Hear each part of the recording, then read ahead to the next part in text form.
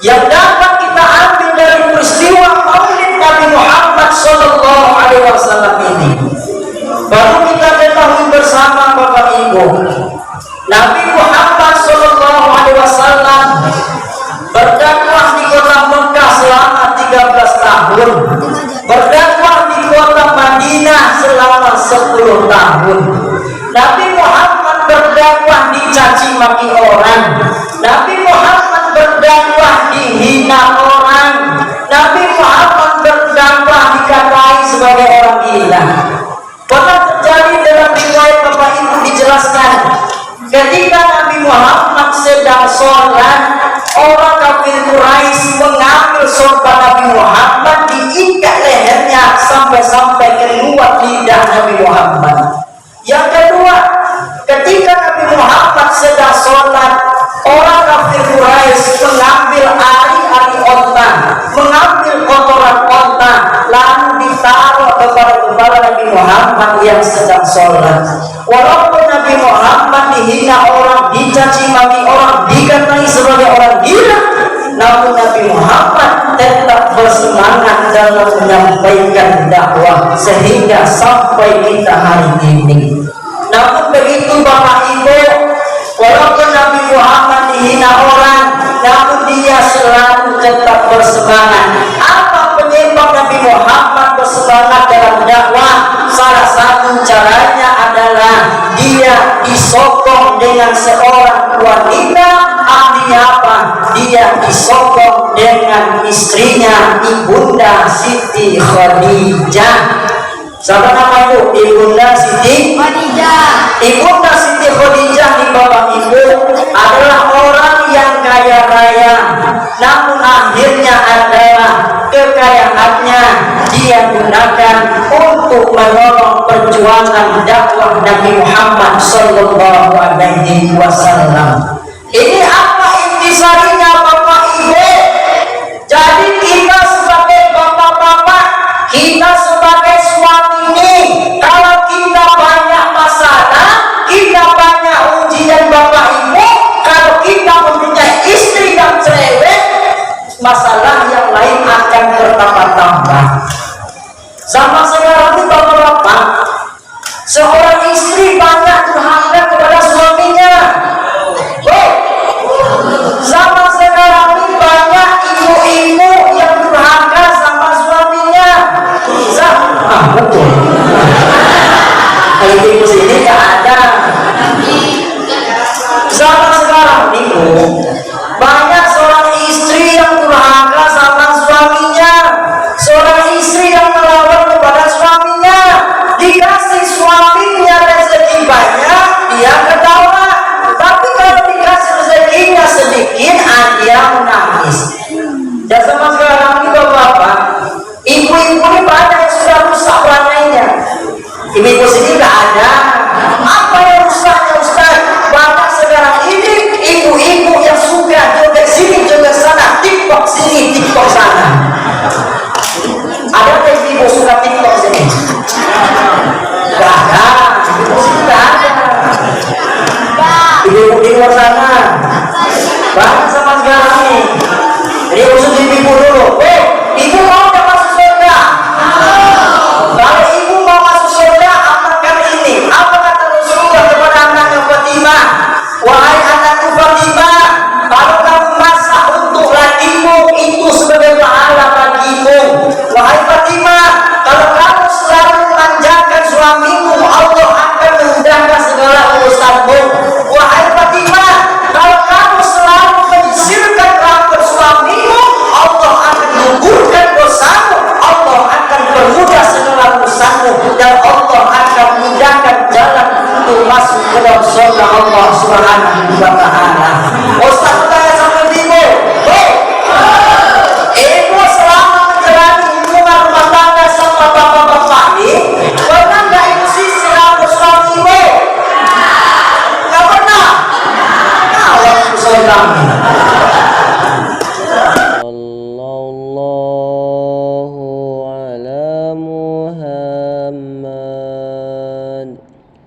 sallallahu alaihi wasallam. Sallallahu ala Muhammad. Sallallahu alaihi wasallam. Sallallahu ala Muhammad. Sallallahu alaihi wasallam.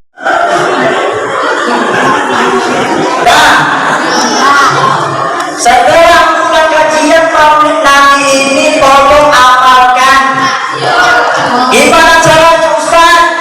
Wahai suamiku tersayang, wahai suamiku tercinta, asli dulu Bang. Apa deh kata apa nih? Sini aku sisirkan rambut apa kata ibu. Lalu apa kata bapak nih? Iko saya tekan dulu yang masuk dulu. Jadi oleh sebab itu ibu semua, hikmah yang ketiga ini adalah di dalam rumah tangga, di dalam waktu hidup ujian cobaan kita, baik kita semua bersokong antara satu dengan yang lainnya. Insya Allah hidup kita setelah peringatan Maulid Nabi ini akan diberi keberkahan oleh Allah Subhanahu wa Ta'ala. Amin. Amin ya rabbal alamin. Jadi Bapak Ibu, pernah Ustaz mengisi pengajian bapak-bapak. Ada seorang bapak-bapak mengadu kepada saya, Ustaz, saya dan Ustaz rumah tangga saya, Ustaz, setiap hari diceramahi oleh istri saya, Ustaz. Lalu apa kata saya? Oh Pak, pernah terjadi pada zaman Umar bin Khattab, kata saya. Ada seorang sahabat sama nasibnya dengan bapak, saya bilang. Apa itu Ustaz?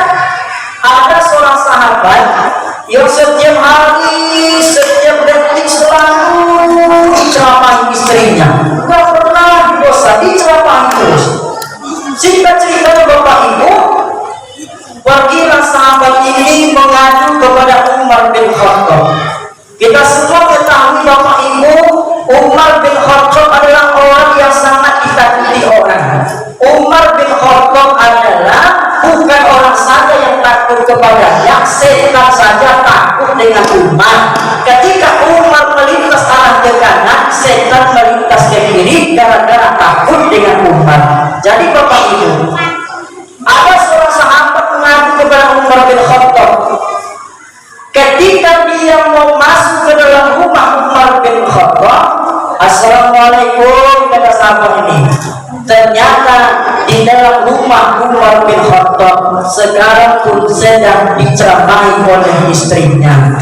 Jadi singkat cerita Bapak Ibu, gak jadi dia mengadu kepada Umar. Apa dalam hatinya? Oh, saya ini senasib dengan Umar rupanya. Apa dia lagi? Singkat cerita Bapak Ibu, beberapa hari dia jumpa dengan Umar bin Khattab. Wahai Umar, saya kemarin mau mengadu kepada Umar. Apa masalahmu? Masalahku gini, saya setiap hari, setiap saat selalu diceramahi oleh istri saya. Namun ketika saya ingin mengadu kepadamu Umar, nasib kita pun sama Umar. Kamu pun diceramahi oleh istrimu. Lalu sahabat bertanya, lalu kenapa kamu wahai Umar? Umar, kamu adalah orang yang sangat ditakuti orang, kamu adalah orang tegas. Kenapa kamu tak mau memarahi istrimu? Ini enggak Bapak. Lalu apa kata Umar bin Khattab? Wahai sahabat, aku bisa saja memarahi istriku. Lalu kenapa sebabnya? Yang pertama kata Umar bin Khattab, bahwasanya istri saya selalu menjaga anak keturunan saya. Yang kedua, istri saya ini selalu melayani, memanjakan saya. Ingat sahabat, seorang istri itu walaupun semarah-marahnya perempuan, hanya sekali saja itu dia marah, dan berikutnya dia tidak akan pernah marah-marah lagi. Betul Bu? Oh, betul tak? Benar. Oleh sebab itu, Bapak-bapak dan ibu-ibu yang saya hormati, yang ketiga adalah jadikan diri kita semua dalam keluarga kita orang yang menyokong antara satu dengan yang lain. Yang keempat, yang dapat kita ambil dalam peristiwa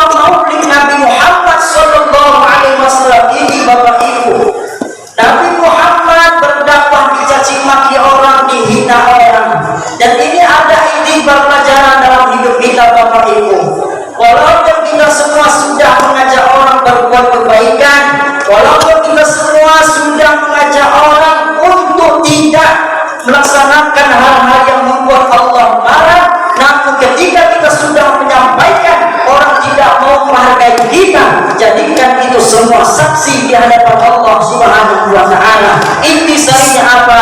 Kita sudah mengajak orang berbuat baik, kita sudah mengajak orang berbuat kebaikan, namun kebaikan kita tidak ada dihargai orang, tidak ada dinilai orang, yakinlah itu semua akan dicatat oleh Allah Subhanahu wa Ta'ala. Intinya apa? Selalu berbuat kebaikan walaupun orang tidak memandang kebaikan kita semua. Insya Allah semoga kita yang berada di Masjid Fastabiqul Khairat ini sesuai namanya Fastabiqul Khairat, berlomba-lomba dalam kebaikan. Walaupun kebaikan kita tidak ada dinilai orang, yakinlah kebaikan kita akan dinilai oleh Allah Subhanahu wa Ta'ala. Amin. Amin ya Allah. Yang kelima, ketika Allah Subhanahu wa Ta'ala melihat Nabi Muhammad dihina orang, dicaci maki orang, pernah terjadi Bapak Ibu pelipis mata Nabi Muhammad berdakwah gara-gara dilempari orang. Maka pada waktu itu Allah Subhanahu wa Ta'ala menyuruh kepada Nabi Muhammad agar hijrah dari kota Mekah menuju kota Madinah. Lalu apa yang dilakukan Rasulullah ketika hijrah? Yang dilakukan Rasulullah ketika hijrah adalah membangun sebuah masjid, nama masjidnya adalah Masjid Quba. Lalu apa itu sarinya pengalaman yang dapat kita ambil dari kisah ini Bapak Ibu? Kalau ingin dalam hidup kita bila selalu dalam lindungan Allah, kalau dalam masa kita banyak ujian, banyak cobaan, salah satu caranya adalah hadirkan diri kita untuk senantiasa melaksanakan sholat secara berjamaah. Hari ini Bapak Ibu, apalagi hari ini kita semua berada pada akhir zaman yang penuh fitnah dan cobaan. Banyak hari ini orang-orang yang tidak mau memakmurkan masjid Allah. Hari ini Bapak Ibu, banyak orang-orang yang tidak mau meramaikan masjid Allah. Pernah terjadi Bapak Ibu, masih di Kabupaten Rokan-Hulu, ketika Ustaz pulang dari kajian mau melaksanakan sholat asar Bapak Ibu, kadang-kadang Ustaz merasa sedih. Apa yang membuat Ustaz sedih? Yang membuat Ustaz sedih adalah Bapak itu sebagai azan, Bapak itu juga sebagai koman, dan Bapak pun itu juga sebagai imam, dan dia pun juga sebagai tukang doa. Gak ada orangnya. Kadang-kadang Ustaz merasa sedih Bapak Ibu. Alhamdulillah Ustaz di Kabupaten Rokan-Hulu ini Bapak Ibu menjadi wakil sekretaris perwakilan daerah Dewan Masjid Indonesia Kabupaten Rokan-Hulu. Lalu apa tugas dari Dewan Masjid Ustaz? Namanya Dewan Masjid berarti mengurus rumah Allah. Hari ini Bapak Ibu banyak kadang-kadang masjidnya sudah besar, masjidnya sudah mewah. Banyak hari ini orang-orang yang tidak tahu meramaikan masjid Allah. Tapi Ustaz yakin kita berada di Masjid Fastabiqul Khairat ini ramai peringatan Maulid Nabi. Ustaz yakin sholat subuhnya juga ramai seperti ini. Amin ya Rabbal. Itu janji buku Bapak Ibu. Ustaz yakin kalau Fastabiqul Khairat ini subuhnya 3 sah, 4 sah. Betul Pak Imam. Ayo hari ini kadang Ustaz merasa sedih, kadang masih besar tak ada penghuninya. Maka oleh sebab itu Bapak Ibu, camkan dalam diri kita, camkan dalam hati kita untuk senantiasa memakmurkan masjid Allah Subhanahu wa Ta'ala. Kadang ada anehnya Bapak Ibu, rumahnya dekat dari masjid 4 langkah, 5 langkah, 10 langkah, rumahnya dekat dari masjid, seumur hidupnya tidak pernah ke masjid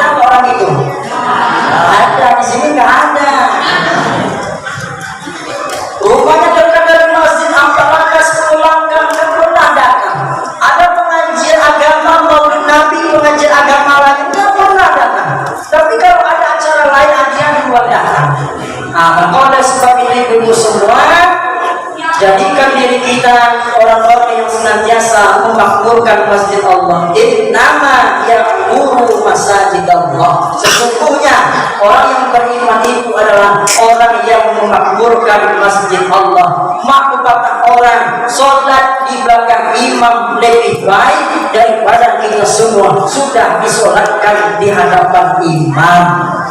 Pernah terjadi Bapak Ibu, Ustaz waktu kuliah di Pekanbaru, Ustaz kuliah di Pekanbaru, di Pekanbaru, Ustaz di komplek itu ada kejadian aneh, dan ini nyata. Apa kejadian anehnya? Ada seorang korim takmir masjid, ya ini asli nyata. Ada seorang takmir masjid, setiap hari, setiap waktu dia selalu azan. Dia selalu memandangkan azan. Akhir-akhirnya apa? Nggak ada orang yang mau datang ke masjid itu. Jadi takmir masjid ini sudah sakit hati dalam dirinya. Ini apa yang salah nih? Sebenarnya yang salah itu saya atau orang banyak. Lalu pada waktu itu takmir masjid membuat suatu keputusan. Dia azan jam 9 pagi. Allahu Akbar. Lalu apa kata masyarakat? Ini takmir masjid ini gila katanya. Jam 9 pagi kok azan dia. Lalu buru-buru masyarakat itu datang ke tempat takmir masjid itu. Lalu apa kata masyarakat? Wahai takmir masjid, ini jam 9 pagi, kamu gila katanya. Lalu apa kata takmir masjid dengan rendah hati? Sekarang gini Bapak Ibu, sekarang saya bertanya, yang sekarang ini yang gila ini Bapak atau saya katanya? Saya setiap hari azan, setiap waktu Bapak tak pernah hadir di masjid. Tapi saya azan jam 9 pagi kok Bapak yang datang. Sekarang yang gila itu saya itu Bapaknya, baru kan berkasih masalah. Jadi artinya apa Bapak Ibu? Kalau ingin jadi aneh-aneh, kalau mengurus masjid fastabikul khairat tak ada orang, jangan coba-coba aja. Jadi oleh sebab itu Bapak Ibu, jadikan diri kita orang-orang yang senantiasa memakmurkan masjid Allah Subhanahu wa Ta'ala. Jadi ada sebuah kisah Bapak Ibu, ada seorang sahabat namanya Abdullah Ummi Maktum. Siapa namanya? Abdullah Ummi Maktum. Abdullah Ummi Maktum ini Bapak Ibu, dia adalah seorang yang buta, dia tidak melihat. Namun pada waktu itu dia ingin berjumpa dengan Rasulullah agar diberi keringanan. Ya Rasulullah, saya ini dalam keadaan buta ya Rasulullah. Saya ini tidak nampak ya Rasulullah. Apakah ada keringanan bagi saya untuk tidak melaksanakan sholat secara berjamaah? Lalu apa kata Rasulullah? Wahai Abdullah Ummi Maktum, ketika orang azan di masjid, apakah terdengar suara azan itu di dalam rumahmu? Lalu apa kata Abdullah Ummi Maktum? Ya Rasulullah, ketika orang azan di masjid masih terdengar suara azan itu di dalam rumah saya. Lalu apa kata Rasulullah? Wahai Abdullah Ummi Maktum, saya wajibkan kepadamu untuk melaksanakan sholat secara berjamaah. Hari ini Bapak Ibu, badan kita masih sehat, badan kita masih segar, penglihatan kita masih sehat. Maka oleh sebab itu, jadikan diri kita orang-orang yang senantiasa memakmurkan masjid Allah Subhanahu wa Ta'ala. Amin. Amin ya Rabbal